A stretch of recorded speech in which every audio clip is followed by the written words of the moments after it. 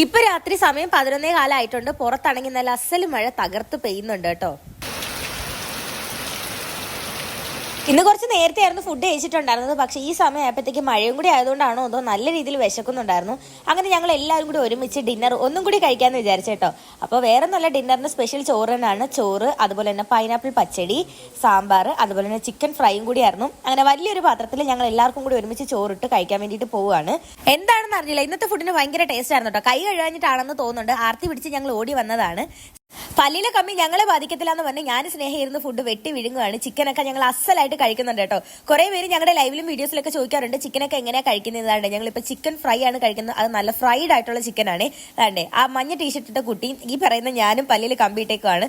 നല്ല രീതിയിൽ ശ്രദ്ധിച്ച് ഫുഡ് കഴിച്ചാൽ എല്ലാ ഫുഡും കഴിക്കാമെന്ന് എനിക്ക് തോന്നിയിട്ടുണ്ട്. പക്ഷേ കട്ടിയുള്ള ഫുഡൊക്കെ ഒഴിവാക്കുന്നതായിരിക്കും നല്ലത്. ഓക്കെ, അങ്ങനെ ഞങ്ങൾ ഫുഡൊക്കെ കഴിയാറായിട്ടുണ്ട്. ഇനി നേരെ പോയി ഒന്ന് നടന്ന് ഉറങ്ങണം. നല്ല മഴയാണേ.